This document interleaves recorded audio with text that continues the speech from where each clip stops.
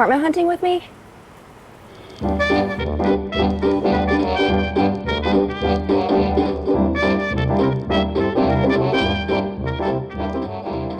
So you might be asking, why are you apartment hunting? Why are you leaving your current apartment? My mom's advice to me when I was a little girl was, Katie, if there's a guy and you love everything about him, but there's one thing that you wish you could change about him, don't put a ring on it. My last year's apartment was gorgeous. It was a 2-bed and tiles kitchen, amazing roof deck, amazing lounge, doorman, elevators. There was nothing to complain about except for the price. $7,075 per month. Don't panic, don't worry, because my portion of the rent was $5,000 a month, which isn't that much better. This building was located on top of a fire station, across from a police station, and overlooking Lincoln Tunnel, which is the opposite of a highway, a low way, because it goes under Hudson River to New Jersey. The amount of sirens and honking, I went through a military boot camp of how to fall asleep anywhere, and I just really don't want to be doing that anymore. Now let's talk about what we're looking for in our next boo. I was looking for a 2-bedroom apartment on the Upper West Side under $4K. Which is a really tight ask for New York City. Quiet. The Upper West Side is known to be quiet. Absolutely needed a dishwasher. No, I don't do the cooking. No, I don't do the cleaning. Fine, I'll do the cooking, but I won't be doing the cleaning. It's even more important to me than having an in-unit washer and dryer, which brings me to my wants. That is the first thing on my wants. Another need, being close to transportation. I kind of learned that with my last apartment. The closest subway was a 10-minute walk. At my next apartment, I wanted the subway within 5 minutes because calling an Uber is not only expensive, it's asking to sit in a parking lot because the streets of New York City are a parking lot. Now we're going to move on to the contenders. Think of this like The Bachelor. These are the people lining up. The first contestant was Ellis. Ellis came in at a hot $3,400 a month. Now, Ellis was the first apartment that I went to see. And whenever you go for your first apartment showing, I feel like you walk in with super low expectations because Street Easy sometimes be catfishing you. Ellis did not catfish me. In fact, he looked better in person. Just walking in, I was blown away at the amount of light, and the apartment was south facing. I've always wanted one of those closets with mirror doors. My mom is like, that was a trend that like expired like 20 million years ago. But I've always wanted it. One of the bedrooms was not facing the sun at all and also had such tiny storage. And then the other bedroom was insanely tiny. The realtor told me that it was originally a 1-bed and then they built in that smaller bedroom, but that room did have a little bit more storage. This apartment had shared laundry. For the entire building, there were only 2 washers and 2 dryers, and I just felt like that was a little bit not gonna be enough. The second contestant was Hayden. Apartment hunting can be really stressful, and that's why I would love to introduce you to today's sponsor, BetterHelp. And it's crazy because last year's apartment hunting video was also sponsored by BetterHelp. We stay loyal out here, not to apartments, but to BetterHelp. BetterHelp's mission is to make therapy more affordable and accessible, and by answering just a few little questions on this questionnaire, BetterHelp can match you to a professional therapist that matches your needs in just as little as a few days. When you're going through any big transition, such as a move to a new city or a new apartment, having a therapist to talk you through all of the different emotions that you're going through has just been very helpful for me, and I think it could be for you too. Because this is a platform online, even if you're really limited in options in your physical area, you can still have access to the mental health care that you need. The first or second therapist that you see might not be the best fit. BetterHelp knows that finding a therapist is a little bit like dating, so you can switch at no cost to a different therapist that fits you better, very flexibly at BetterHelp. It's never been easier to sign up and get connected to a therapist. If you're interested, use my link on the screen and in the description box below. Clicking that link not only supports this channel, but it also helps you get 10% off of your first month at BetterHelp. That's betterhelp.com/KT.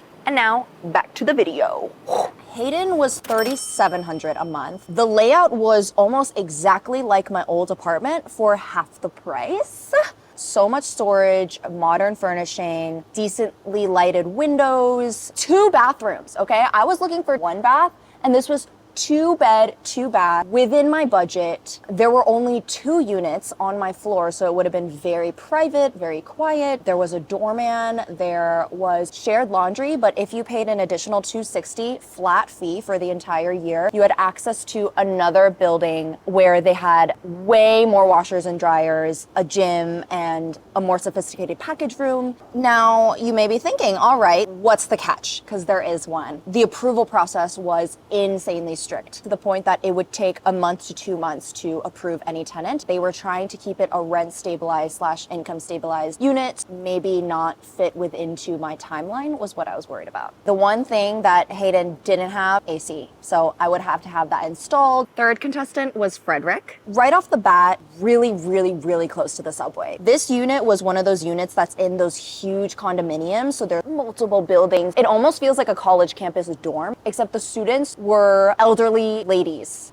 That was the general demographic. This apartment had high ceilings, really spacious. It overlooked Central Park. However, the interior design, what is going on? Guys, what are we doing? Why is the bedroom tile? Why are there sailboats on the wallpaper of the kitchen? They had an ironing board installed into the wall that would flip out. And the guy who was showing me the apartment, he was this elderly man who's lived in the apartment for decades. And he was like, why not? And I was like, yeah, why not? But also, why?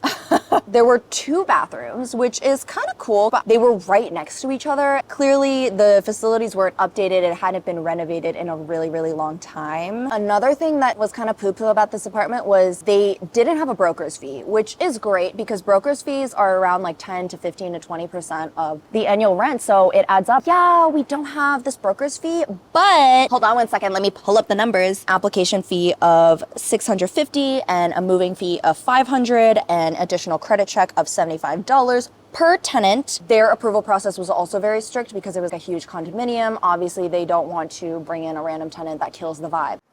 Fourth contestant is Brayden. Brayden comes in hot at $3,895 per month. Super shiny hardwood floors, which I like. But again, my mom was like, that is a trend that died before you were born. I liked it. I thought it made the apartment look really clean. Really great lighting. Brayden was even closer to the subway stop. You open the door and it's right there, which is so convenient. You would never be late for anything. The con about this apartment is that it did not have AC, so I would also have to install it. My least favorite thing about it was the kitchen. On camera, it actually looks better than it did in real life. There was only one dingy flickering lamp for the entire kitchen. When I'm chopping my onions, I'm literally gonna chop off a finger. Is that what you're gonna tell me? And the fridge was disgusting.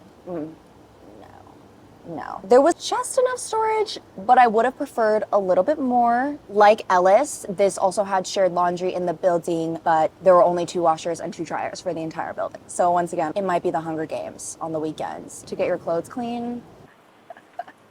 Fifth contestant, Jonathan. Jonathan was $37.50 a month. It was the only unit with in-unit washer and dryer, which I was floored that I was even able to find one that fit within my budget. It was also gut renovated. It was southwest facing, which means that it would get a decent amount of sunlight. However, the view was directly facing buildings on all sides, so I wouldn't have a view at all. Maybe that would force me to get out of my apartment more. I don't know. The kitchen had super nice appliances, and like a few of the apartments before, there was no AC.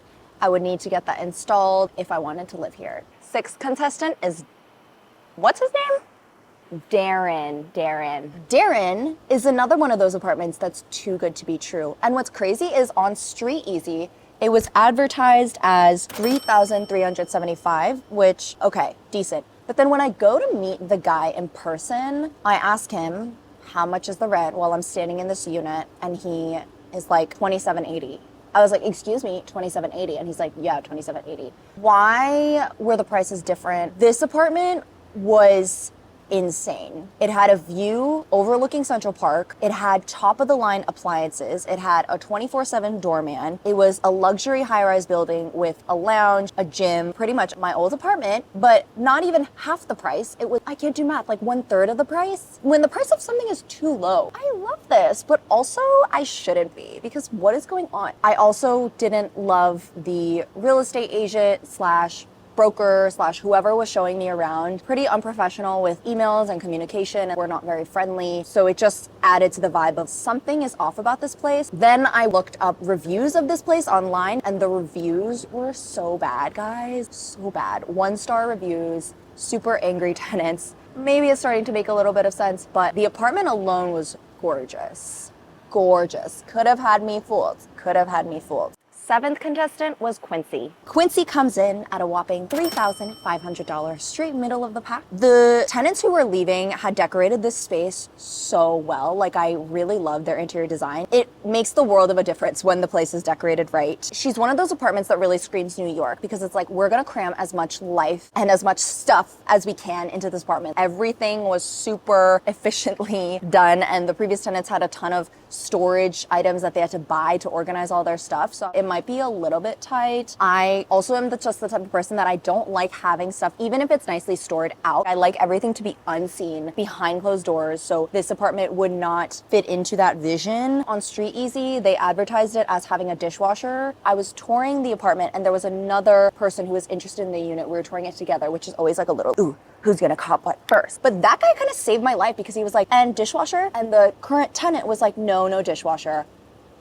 If it wasn't for that guy, I could have accidentally been baited into going to an apartment with no dishwasher. It's always great to ask the previous tenants what their experience was like if you have the opportunity. And they were very, very positive about the unit. They were like, the super is super attentive. They had shared laundry of 5 washers and dryers, which I think is like a good sufficient number for shared laundry. And that previous tenant has lived here since 2017. Just really good retention. My butt hurts from sitting on this very cushiony fire escape.